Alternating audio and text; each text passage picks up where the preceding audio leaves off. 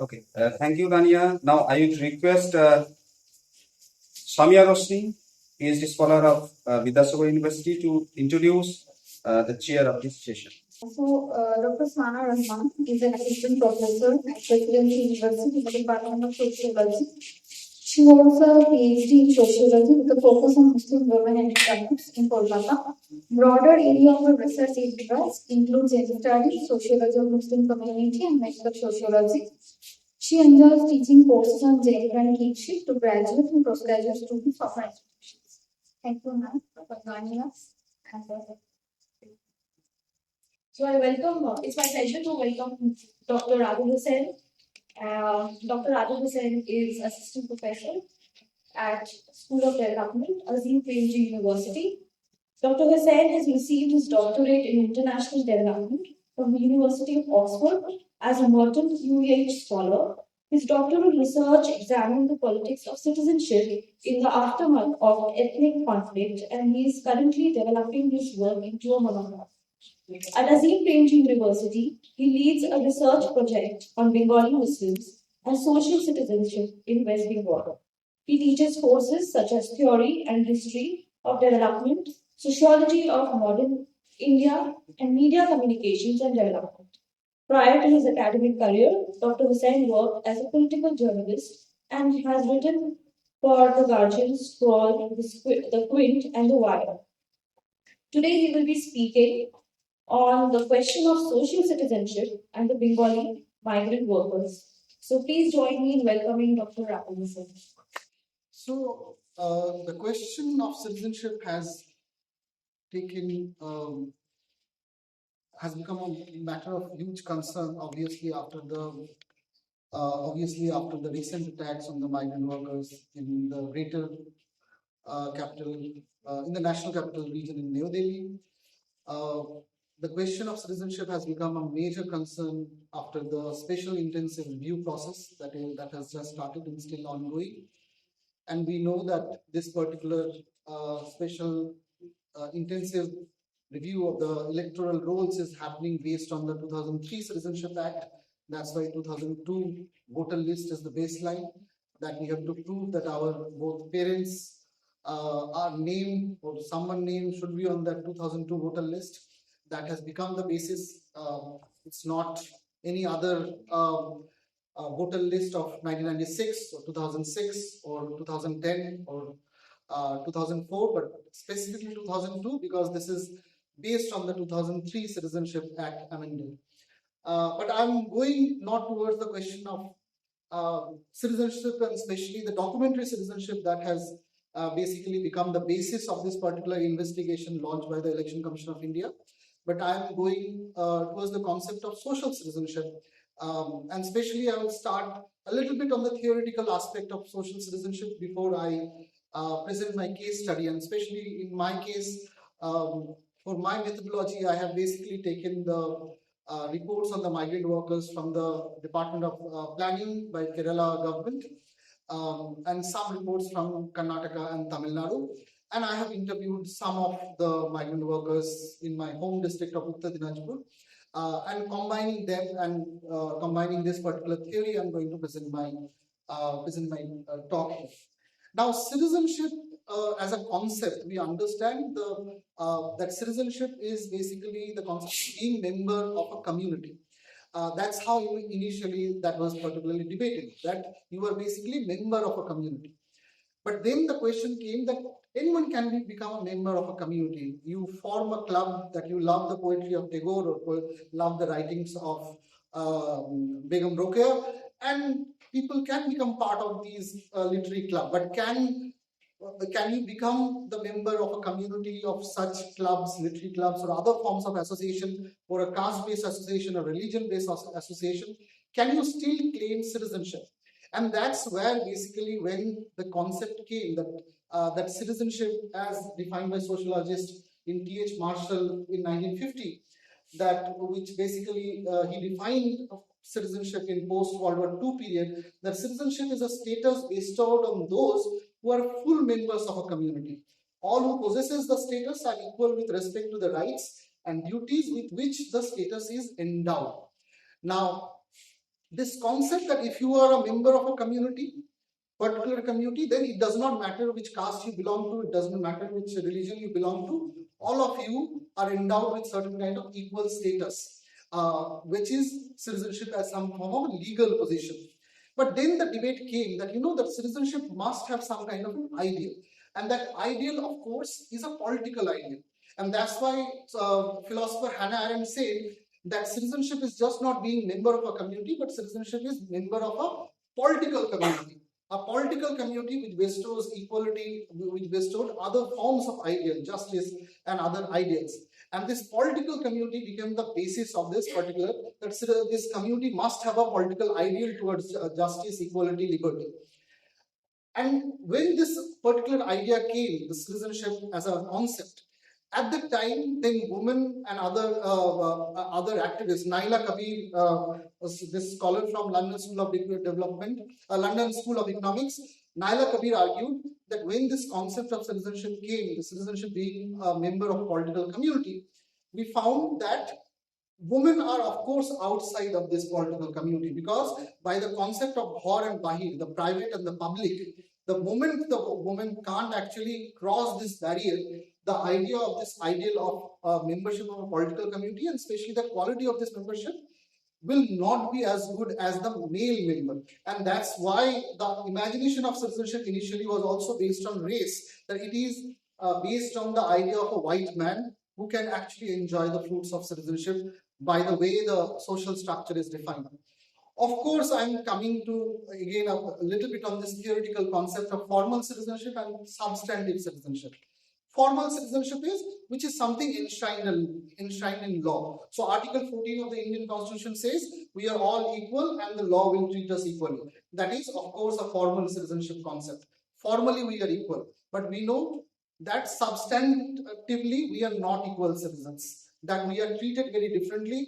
We know, we of course have talked about that how there is a religious conception of citizenship is emerging post 2014. So of course the idea that certain religious categories will be treated very differently. So that idea says that that substantive citizenship, the Muslim of course enjoy a poor quality of substantive citizenship, though formally we are equal.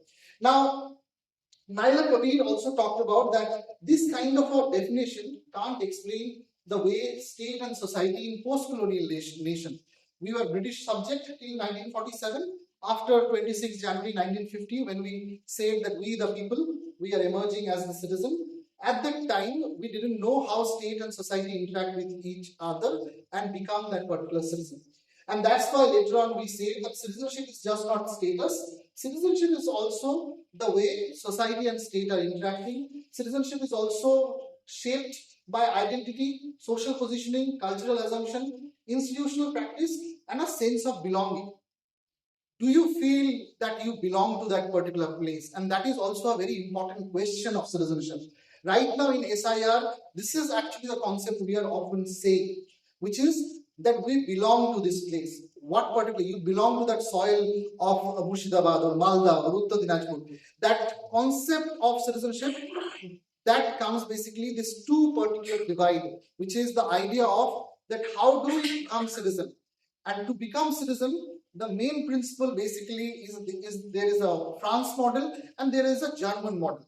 The France model is the jus soli model, the right of the soil, which basically often we see that the right of the soil, wherever you are born, you become citizen of that particular place. On the other hand, the German conception of citizenship, this is the France conception of citizenship, which is called the Republican idea. A Republican idea which is very much assimilative. Whosoever will be born on this soil will become the citizen. Right. On the other hand, the German conception of citizenship is jus sanguinis, which is the right of the blood, a citizenship based on descendant. And that's what the SIR is right now, that you have to prove that your both father and mother are basically on the 2002 list, which is that being born is not enough on this soil. You have to prove certain kind of a blood relation, and that came from the German conception of a racial citizenship. What we see in Israel as an extreme form, and what basically started in Assam movement as basically the first challenge in the Assam Accord, we challenged the jus soli principle, where relation with the blood has to be established, along with that you have born on that soil. Now, to come, I'm sorry, I took a long time to come to the conception of the social citizenship. But basically, once we understand citizenship not as an inclusive idea, that everyone is born will be citizen, citizen can be exclusive idea. And we know that how citizenship can be an exclusive idea as well, where some people said that we define ourselves citizen by excluding the Muslim from this place, which is happening quite a lot right now. So this is basically Chopra, Williams, and Vida, they have defined. Now, the question is that citizenship has three elements. Just like the conception of citizenship, the three elements are, of course, the civil rights, the conception of political rights, and the conception of social rights. Civil rights is, of course, the right to free speech, right to get a fair trial, the right to basically some form of property. Even all those also sometimes comes from the civil. Basically, came from the British conception at that time in the 17th century. Then comes, of course, the political right. That being citizen also means that you must have some kind of political rights, which is the right to vote, right to form political parties, and right to campaign, and right to equal some kind of an equal level in that. And of course, the last aspect comes the socio-economic aspects of citizenship, which basically defined by Marshall at that time is this, that it can be defined as the whole range from the right to a modicum of economic welfare and security to the right to share to the full in the social heritage and to live the life of a civilized being according to the standards prevailing in the society. So if in West Bengal there is a standard prevailing in that society of being a social civilized being, you must have enough money to live that life. You must have enough resources, material resources. So the socio-economic aspects of citizenship is definitely connected with the material condition of the citizenship. The material condition is much more important in this sense. And of course, we know that the problem of migrant workers is this material question, more than the civil question, more than the political question. I'm not coming to the criticism that Karl Marx did in the, especially to criticize the concept of citizenship. He published a paper in 1835 called The Jewish Question. And in that paper, Karl Marx basically said that unless and until you don't have your social or economic rights basically defined, you can't protect your civil and political rights. Which basically, if you don't have money, how can you protect your right to free speech or right to other, basically to fight the case in the law? So that's a very, I think, a philosophical debate, that how one right protect each other and how rights are basically related to each other. But the conception here is, it is connected to the idea of living that life of the civilized being according to the standards prevailing in the society. Now, all our social welfare schemes come within that particular aspect. Now, with this theoretical insight, I was looking at basically the data with regard to the migrant workers. Now, one of the important aspects of this is that we don't have clear data with regard to what is the number of migrant workers from West Bengal. Now, I find during the 2020, one of the letter by the Chief Secretary of West Bengal, that during COVID, the migrant workers who returned, the total number is 40 lakhs. I also find a statement by our Chief Minister who says the number is 20 lakhs. I also find that according to the 2011 census, the number of Bengali Muslim migrant workers are 5.3 lakhs. And I also find some data provided by the organization led by Rajya Sabha MP Safiul Islam, that the number is 21 lakhs. Now, what is the particular number of Bengali Muslim migrant workers? We can see that even the official sources are quite divided based on different positions. If you ask possibly Shubhendu Adhikari, he will say that the number is basically 35 lakhs. So different people have different numbers, and it has often been trapped in political rhetoric. Now, I will go back few. This is the problem of the number at the origin. I will look at how the numbers by the Kerala government is basically looking at it. Now, this is the data provided by the Prime Minister Office. And this particular data. Again, I can say that you can question the methodology, because this data is according to the unreserved ticket. Unreserved ticket bought by so this is the data provided by the railways to the Prime Minister Office. Based on that, this is the data of the people who are moving from one place to another, and they have connected it to the connectivity to the migrant workers. So as you can see, this is the area where basically most of the unreserved tickets are being bought, the origin point and the destination points. Based on that, this is the particular data. Of course, in this particular data, we can't understand that how much Bengali Muslim migrant workers are going to which region. We understand that they are going in the south, they are going in parts of course, Gurgaon, Haryana. Also, they are going to Mumbai and that part of western region. But we also understand the origin districts. And in the origin districts, you can find the Malda and Murshidabad are quite dense. The number of, you can see the unreserved ticket distribution as well. So this is the data by the Prime Minister Office. Okay, that's the next one. Then I was looking at the question of the Bengali Muslim migrant workers in Kerala, which is one of the top destinations. I come from Uttar Dinajpur districts, and whenever I go to any village, I always find at least like 150 youth are always, everyone is in Kerala. I traveled extensively in Kerala for my research work, and I often hear language from my own region.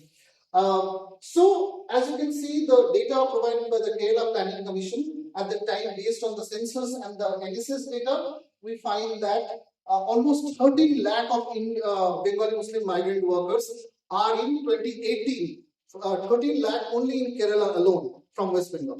That's the data with regard to West Bengal in Kerala at the time, and this is the number. As you can see, you can see the that particular part in the extreme left.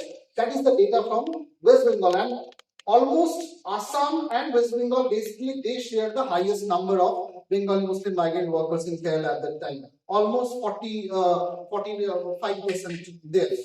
So this is particularly data. Now the question comes is that the idea is, of course, the wage difference. Wage difference is always a matter for migration. Wage difference becomes one of the major difference, and we know that if our farmers are working if our people are working in the West Bengal as an agricultural laborer, they will get 350 to 300 per day. That will be their maximum wage. On the other hand, Kerala, even as an agricultural worker, they will get 750 to 850, sometimes 1,000 per day. That's the rate of their work. This wage difference is, of course, one of the major reasons for people choosing Kerala as destination from West Bengal. And this idea, again, this idea that I said that according to the social citizenship of Marshall, that the idea is this, that to live that particular standard life according to the standard of the local in West Bengal, there you need this particular kind of wage, and that's how people are basically saying that apart from whatever the hardship there is, people have also experienced some form of social mobility because of particular this kind of migration work. Now this is again a data by the employee survey, again by the state planning commission by Kerala, which basically, as you can see, that on an average Bengali Muslim migrant worker earn 16,000 rupees in Kerala. That is the 2018 data. It must have, you can adjust it by inflation. So 16,000 they earn per month in Kerala, and in 16,000, that is the average of the 13 lakh people that I have just mentioned. And in 16,000, they can save almost sometimes 4,000 rupees. And in 4,000 rupees, they often send, as you can see, often send 3,000 or, in total, they send almost 30,000 rupees per year as savings to their home, back home. That is the savings that this 30,000 rupees was sent by these migrant workers back to their villages in Uttar Pradesh, Pargana or Malda or Murshidabad. Now this 30,000 rupees become one of the basis that because our political class has failed to provide that form of social citizenship, this particular savings and remittance become one of the reasons through which you can see through which people are basically flocking more and more to go to this particular region. And as you can see that this is the data with regard to the migrant generating surplus income by level of in 2017 and 18, which is, as you can see, that up to 5,000 savings are being produced by 60.1% people, 38.6% people almost save 5 to 10,000, and 10,000 or more, 1.3%. And this is basically what they basically sending back home as well after spending everything. Next slide, please. Now, the question of being Muslim and being Bengali is also at the question of citizenship right now. And the idea is this, that one aspect is, of course, the post-colonial question of citizenship. And the post-colonial question of citizenship has been explored by this historian called Gyanendra Pandey. And Gyanendra Pandey wrote a very provocative paper called "Can a Muslim be an Indian?" And it's a very provocative paper, but written with excellent conception that how partition created that particular kind of a citizenship idea.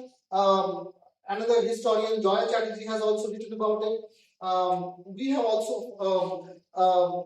also seen that how time and again the idea of this religious conception of citizenship is emerging. CAA is in that extreme form, and that's why you find today that some political party are basically distributing the Hindu religion certificate from certain temples, because that is also becoming one aspect of claiming citizenship, that you belong to this soil just by descendant, not even being by born but by descendants. So you can see in that case it created that the partition created the concept of majority citizen, it created the concept of minority citizens, and this conception created always a particular creation at that time. Now, West Bengal witnessed major riots against Muslims even within the first decade of our independence. In the 1950s onwards, we find, and especially IAS officers at that time, you can find several written by Ashok Mitra, the first Census Commissioner of India. Ashok Mitra as the DM of, at the time, Malda, and later on bureaucrat in Calcutta, writing a lot about these riots. And we see that one of these urban riots actually created. Why I'm talking to it with respect to social citizenship? Because the urban riots just after 1947 basically de-urbanized the Muslim society of West Bengal. De-urbanization means that it basically pushed people from out of the cities and basically pushed them towards villages and the rural countryside more. So, of course, we see that South Calcutta was basically totally, somehow the Muslim population left South Calcutta, and more they moved towards either Bardhaman or other districts. What happens with de-urbanization is this, that once your connection to the urban location decreases, your opportunity for social citizenship also decreases, because you can't use the network that is present in the cities. And because you can't use the network present in the cities, your option to explore jobs and other forms of material resources also decreases. So this de-urbanization of Muslims just after partition, so push them more towards rural countryside. And this de-urbanization became one of the major reasons that we find historically. Even today, you will find that Muslims in Murshidabad or Birbhum or my district, Uttar Dinajpur, they will rather prefer to go to Tamil Nadu or Kerala than to come to Calcutta for work. That connection is not there. If they come to Calcutta, if there are other people who will give them basically money at times of crisis, they have no one to basically to rely on these basically network. Now, this de-urbanization become major reason. We know that Sachar Committee report very well. Sachar Committee report, I often use this article by Prime Minister Modi, which he published just when he was launching his prime ministerial bill.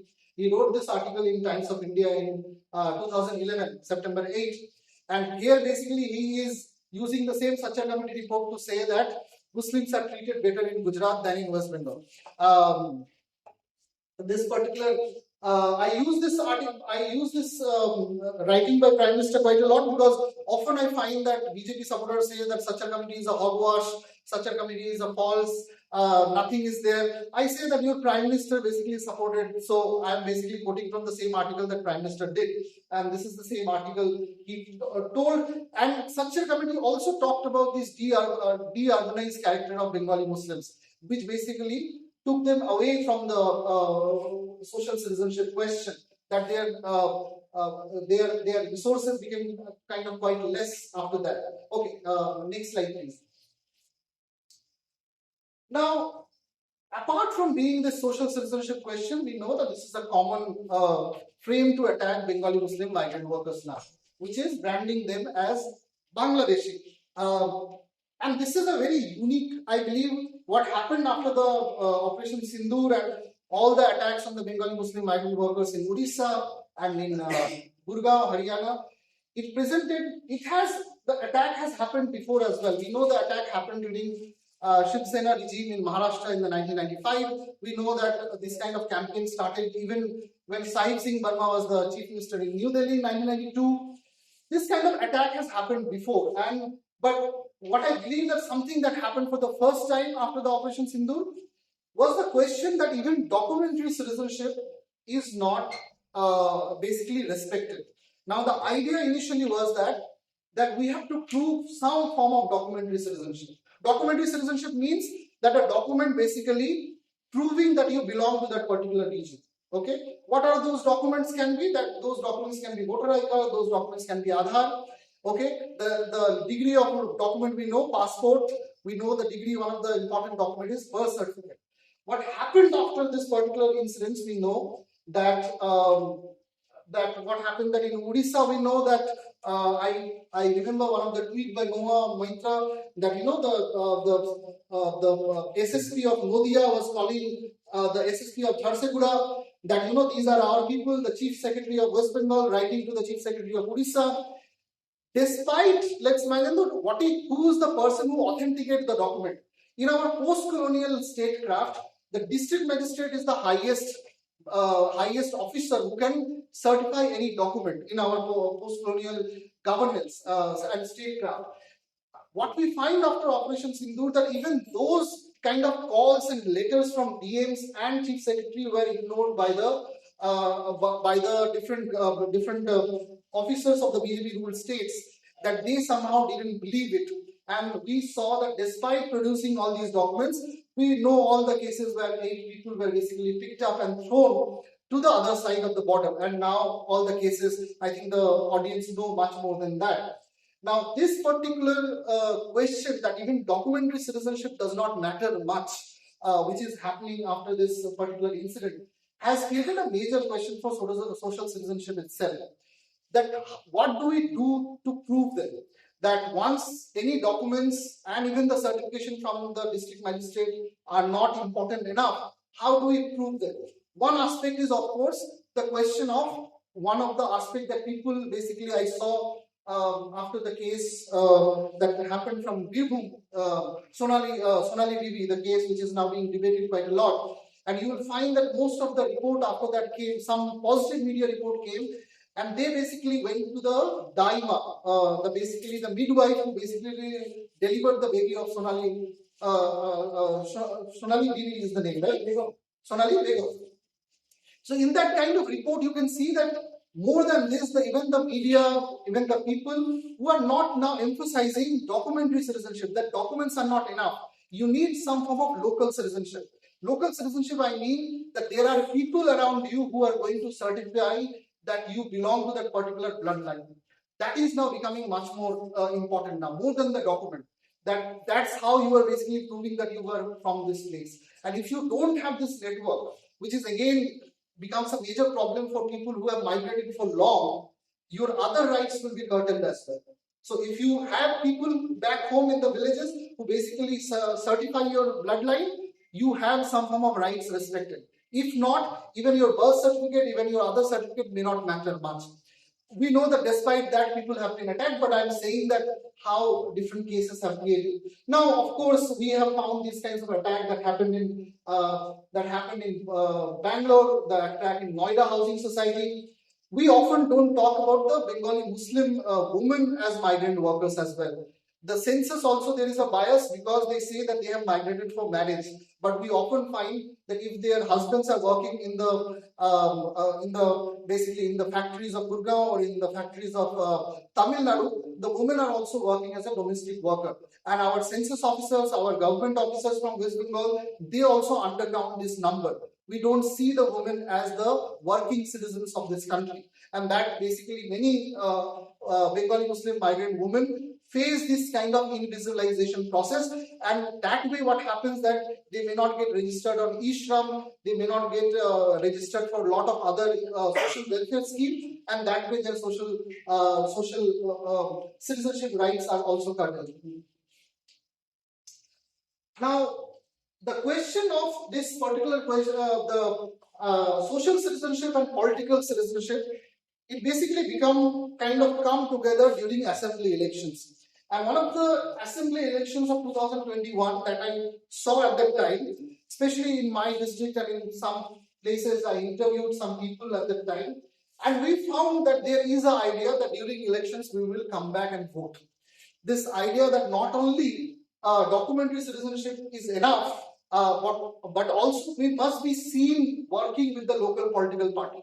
We must be seen working with some form of basically people know me, people basically become my guarantor. This idea is very much there among many of the migrant workers also. And that's why during the last panchayat election, I remember that the first person who got killed because of political clash in Murshidabad, and the last person who got killed during the last panchayat election was also a Bengali Muslim migrant worker who returned from Kerala, participated in the local political party, and then there was a local, and he got involved in the local political party clash and died by firing or bomb blast or other because of local political violence. What we see is this, that apart from working seasonally, being a seasonal migrant workers in different parts of Tamil Nadu and Kerala, during elections they are also coming back. And I am not basically denying their agency of being involved in violent activities. But I am saying that the precarity of citizenship is also connected the way they are basically want to integrate them in the local political culture. That's what we can see is happening in many places. And this kind of course, rhetoric that is happening between the binary of BJP and Trinamool, this binary has increased the question around documentary citizenship, the questions around local citizenship, and the issues with regard to the social citizenship. And that is also, this is a statement given to me by one of the migrant workers, that voting in elections to say we are Indians and not Bangladeshis. This record that, we are recorded as local citizens, that basically is happening as well. Okay, the last, is this the last slide? Now, this is the last slide. Now, of course, we come into this question that Bengali Muslim migrant workers are facing this constant question of precarious citizenship now. There is a form of precarity in many ways, and this precarity is of course happening through these targeted attacks in outside states.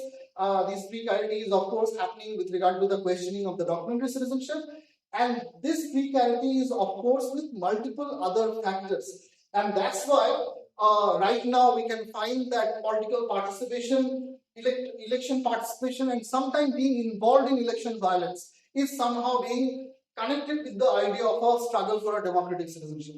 That we have to be integrated, we have to be known among basically among the local dynamics, local political dynamics. That become one of the reasons. Now, this basically challenging many of the concepts that we learn in theories. Especially initially the idea is this, that the moment you acquire document is enough. That was the initial idea by political scientist called Kamal Sadiq. Kamal Sadiq wrote a very famous book called Paper Citizenship. Exclusion and the poor quality of social citizenship, and how it has led to greater participation among the Bengali Muslims when it comes to political participation in terms of voting. And also the key factors which you talked about, which is like, of course, the lack of opportunity within our own state, which is pushing these people outside the state and creating more issues or concerns regarding the social citizenship, and also the fact that you have tried to include the lens, so look at things from the lens of gender, which is often excluded, especially when we're talking about workers or the category of migration, work. So we often tend to neglect the fact that women are also a major part of the workforce.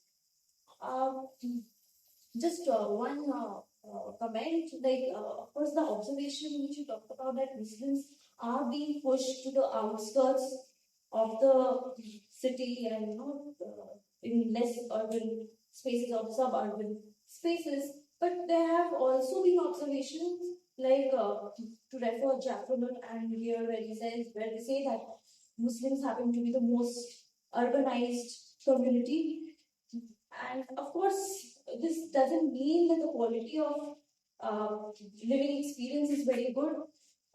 People are living in urban spaces, but the ghettoization and the poor quality of living, even within the cities, even Anaswa Chatterjee, her work on margins of citizenship, where she talks about the Muslim populated village.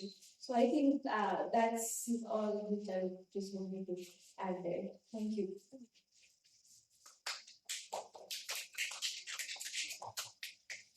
Thank you, Dr. Sanadanan, for sharing the session. And also, I thank Dr. Adil for your very insightful lecture. And we came to know various types of social citizenship. Thank you for the lecture. And we will take very short break, 5 minutes break. After that, we have another session. Thank you.